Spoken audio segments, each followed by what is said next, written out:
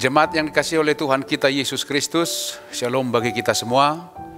Sebelum kita melakukan aktivitas kita hari ini, marilah kita terlebih dahulu mendengarkan firman kehidupan di pagi hari, Senin 21 Maret 2022. Firman Tuhan kita hari ini tertulis dalam kitab Wahyu 11 ayat 15. Demikian firman Tuhan.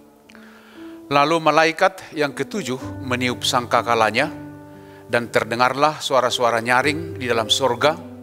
Katanya, pemerintahan atas dunia dipegang oleh Tuhan kita, dan Dia yang diurapinya.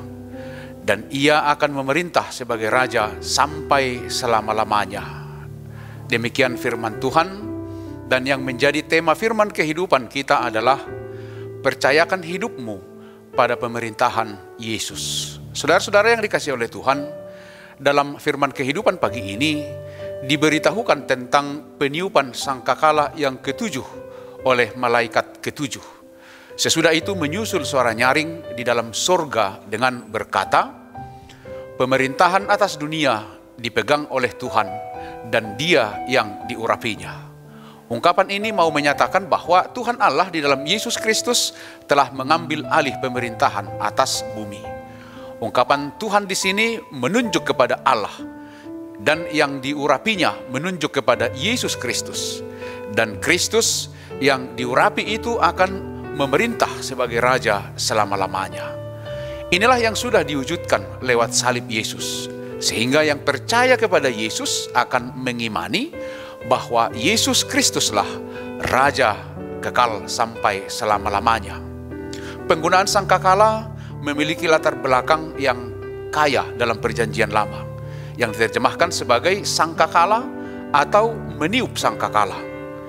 7 sangkakala adalah istilah untuk suatu peristiwa di mana dilakukan peniupan 7 sangkakala oleh 7 malaikat untuk menandai rangkaian kejadian-kejadian. Dalam Bilangan 10 ayat 8 hingga ayat yang ke-10, dan dalam 2 Tawarikh 13 ayat 14 sampai 15 disebutkan bahwa sangkakala adalah bagian penting dari kehidupan sehari-hari umat Tuhan. Sangkakala mengingatkan bangsa Israel agar beribadah di bait suci. Sangkakala juga ditiup dalam peperangan, pada masa panen, dan pada saat perayaan-perayaan sangkakala juga dibunyikan. Dalam firman kehidupan kita pagi ini, bunyi sangkakala juga merupakan lambang yang dipergunakan dalam perjanjian lama, yang intinya untuk menggambarkan seruan dan tindakan Allah untuk membela umatnya.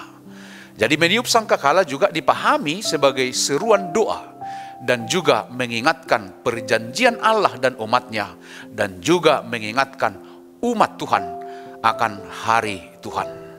Ketika sangkakala ketujuh ditiup, reaksi yang terjadi adalah terdengar suara-suara nyaring di dalam sorga, dan bunyinya adalah pemerintahan atas dunia dipegang oleh Tuhan kita, dan Dia yang diurapinya, dan Ia akan memerintah sebagai Raja sampai selama-lamanya.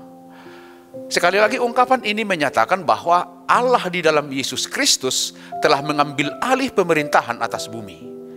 Bumi telah ditaklukkan oleh kuasa Allah di dalam Yesus Kristus.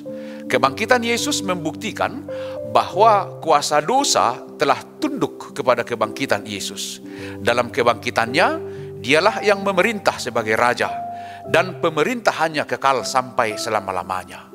Pemerintahan Kristus tidak menunjuk hanya kepada satu daerah tertentu di bumi yang diperintahnya, tetapi yang dimaksudkan adalah kuasa dan kedaulatannya. Dengan kuasa dan kedaulatannya itu, Yesus Kristus memerintah sebagai Raja atas alam semesta. Ungkapan ini menggarisbawahi pemahaman kita bahwa Allah di dalam Tuhan Yesus Kristus telah mengalahkan iblis, dan Ia mengambil alih pengawasan secara menyeluruh atas bumi ini. Karena itu firman kehidupan pagi ini mengajak kita untuk taat kepada pemerintahan Yesus yang telah berkuasa atas bumi ini. Kita tahu bahwa kuasanya bukan untuk menindas, tetapi memerdekakan dan membaharui, agar setiap orang yang percaya kepadanya, hidupnya dimerdekakan dan dibaharui. Inilah sukacita besar kita yang percaya kepada Yesus Kristus. Karena itu percayakanlah hidupmu kepada pemerintahan Tuhan Yesus. Demikianlah firman kehidupan kita. Selamat beraktivitas, tetaplah semangat, dan jangan lupa mematuhi protokol kesehatan. Tuhan Yesus memberkati kita semua. Amin. Mari kita berdoa.